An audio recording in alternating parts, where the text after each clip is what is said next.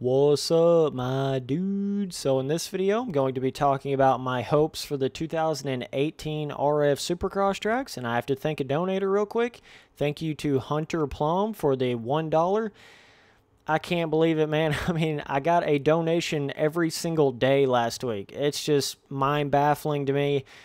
I'm so grateful for it. I just don't even know what else to say. It's just amazing. But I'm also giving away another Skyrim Xbox 360 full game download code. So it's 38V38WY3QC 2G6WF 7K3TX 97BY4. Okay, so let's get in here. Now, this track right here is one of my most least favorite tracks of all time RF history.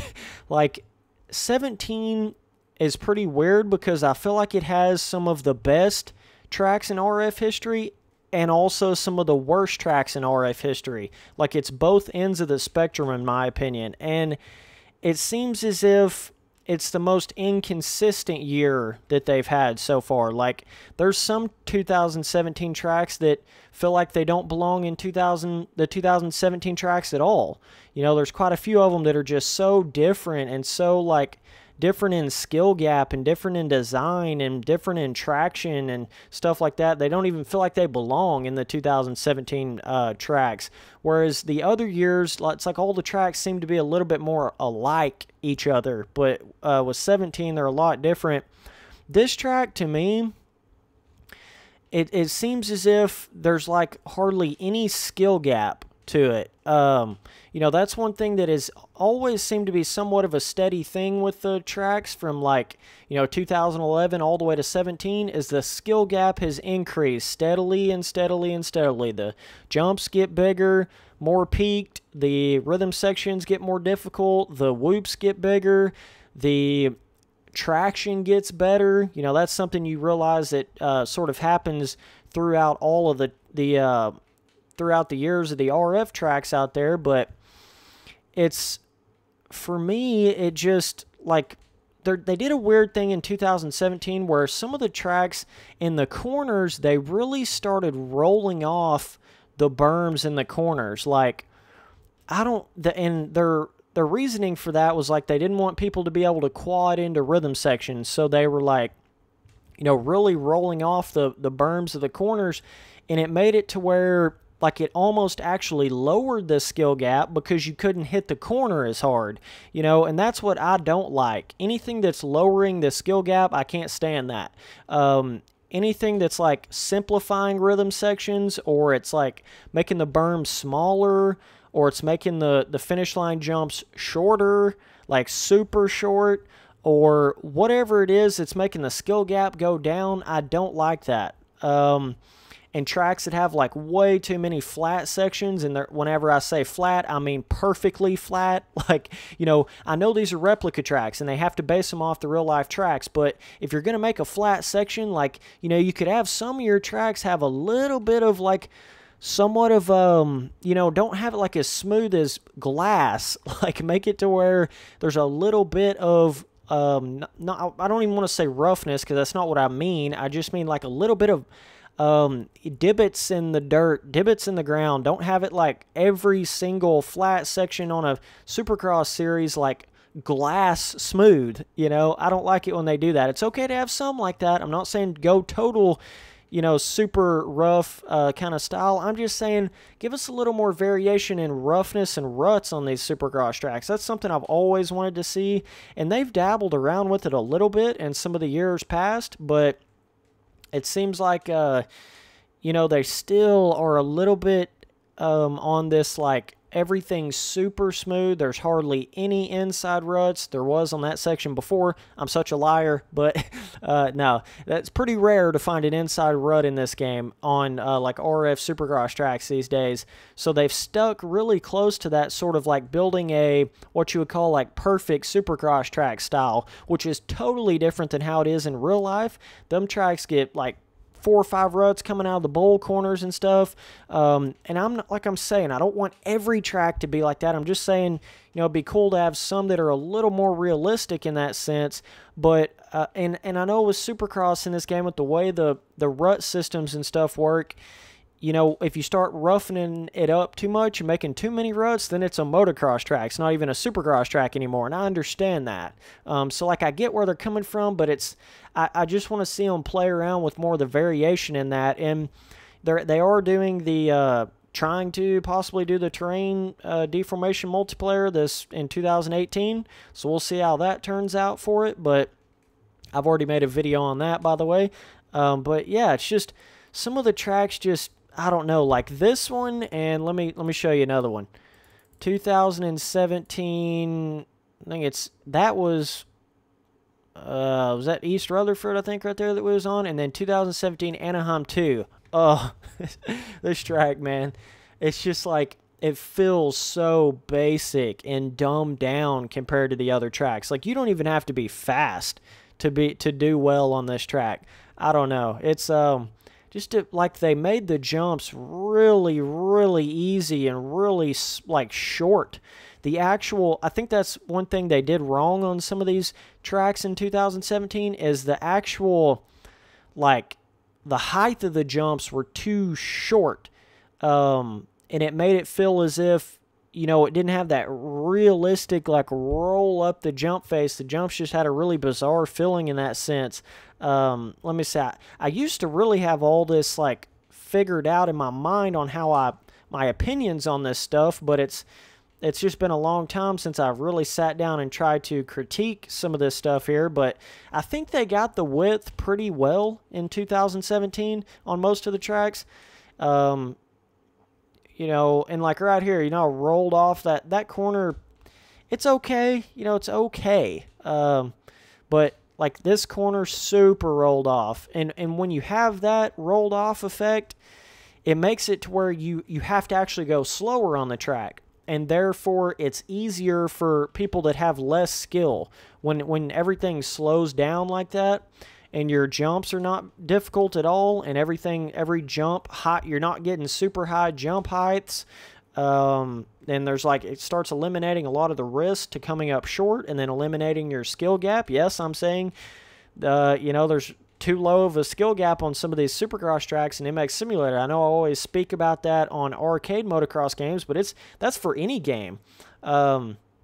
You talk about your skill gap on a Supercross track, but I do like the variation of being able to have any sort of track, but it's like you got to look at what year you're in, how all the other tracks feel, how, kind of the vibe that's pushing, and there's a lot of other elements that goes into my thoughts on this. And just like the ability to hit bigger rhythms, there's like one quad, there's 2 quads on this track. I don't think one of them's like not really that much worth it at all. There may be 3 quads, kind of sort of thing. You can jump over this tabletop over here, but yeah, just a very, very different track in comparison to a lot of the other ones in this year. Now, I do love the scaling of like Anaheim 1. And then I do enjoy Phoenix as well in this game. The jump sections and the way some of the corners work on this track felt like it was really fun and felt like it had a skill gap to it. And it's like the corners had enough of a bowl to them that you could really get into them hard and get some speed going out of them. And it kept your speed skill gap in the game. Oh, we're going to mess that up. Okay, well, screw it, whatever. I've hit that quad plenty of times. It may actually be a 5 in there. It's like a quad 5 or something you can hit off the start straight. But I guess that corner right there is a little rolled. But the traction differences, I know they spoke about, like this rhythm section right here is awesome. You can hit it 3 or 4 different ways. Then you got to like slow down and land that perfect, angle this.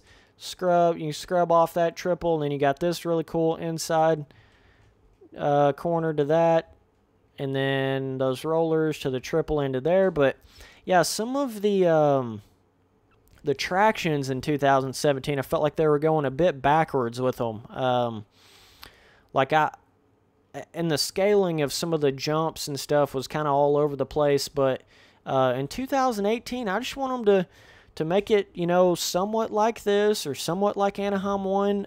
There's another track. Let's see. Which one is that? 17. Indianapolis, maybe? Let me make sure this is the right one. Thinking this is the right one. Yes. This is one of my all-time favorite RF tracks. Skill gap is perfect. The quad distance is perfect. This quad up here, this one that's right after this jump, may not be able to hit it on the first lap. Oh, yeah, we got it. And then these fun triples. It's like the scaling of the jumps feel right. It feels like what 17 was supposed to be like in an advancement from 2016. You know, it feels like this is actually a proper advancement of your jumps and stuff. Doesn't feel like they're going backwards or they're going in like an obtuse direction of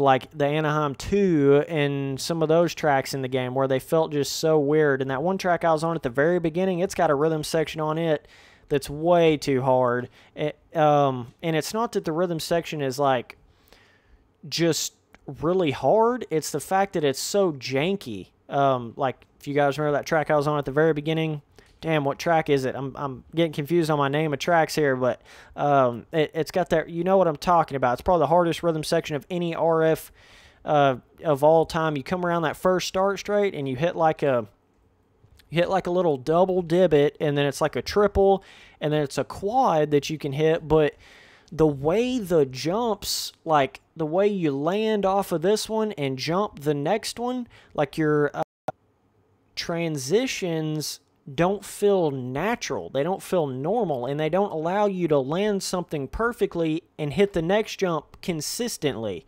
You know, that's what I'm saying on that one jump on that track. But like this track, it's like it actually feels like when you're good at the game, you can hit all this big stuff consistently. It's not a factor of like I'm trying to get lucky hitting this stuff. It's a factor of I actually feel like my skills are being put to work and I'm getting something out of it versus like riding on this track with a super janky, you know, big jump on it that's like total luck based because of the way it's built and how difficult it is in a luck sense, not just in a pure sense. But like, you know, this jump right here, I mean, it's just so good, so awesome. I love, that's perfect quad distance right there, perfect. You know, and you figure out the right gear to be in for it, and you got little jumps like, it's hard to explain it, but I hope that they are more like this track right here than they are like the Anaheim 2s of 2017. This jump up here, let me show you. It's like you can hit this and triple, fuck, that's hard.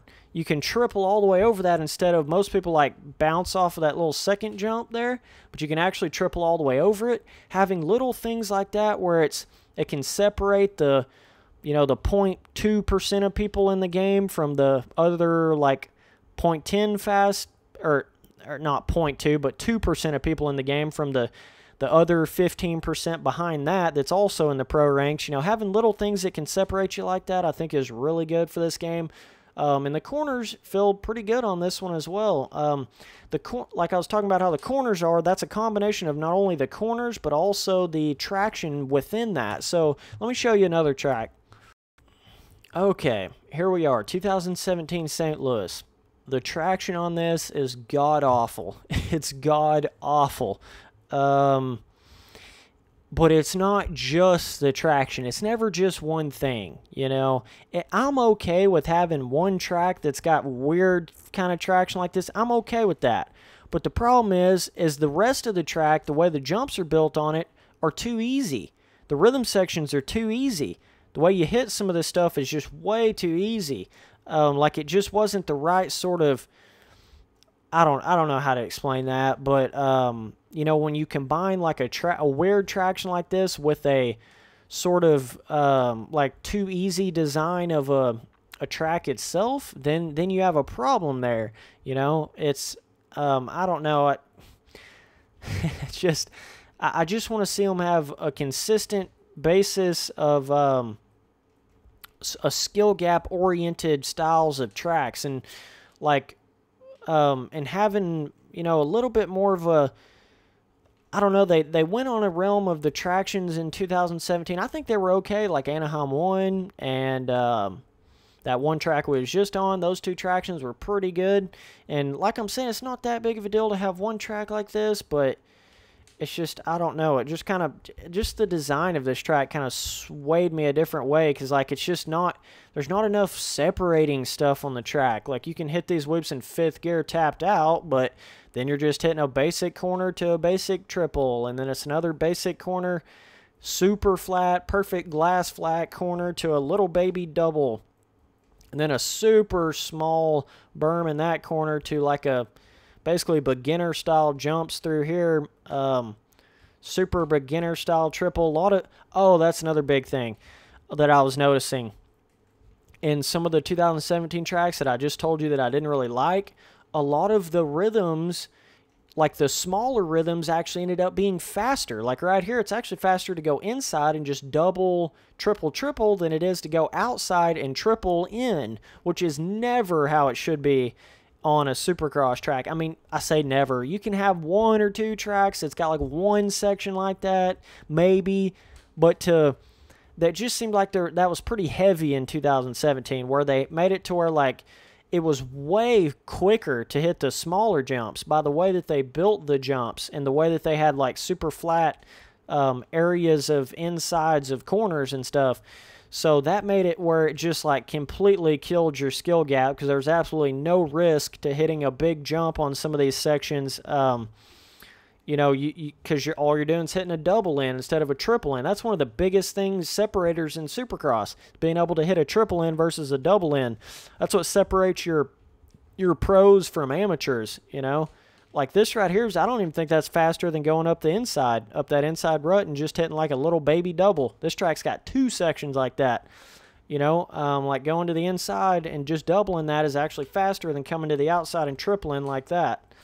So it's just little things like that, man, kind of drive you nuts as a professional in this game.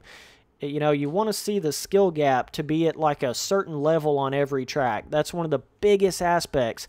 And it's the combination of your traction and your jumps and your the way like some of the corners, ruts, and roughness and some stuff. That's all plays together to make that happen. So, yeah, I hope I explained my opinions on that properly in this video. I mean, like I'm saying, I think 17 had some of the best tracks in RF history and some of the worst tracks in RF history. The most inconsistent year they've had. I was not a big fan of the 16 tracks.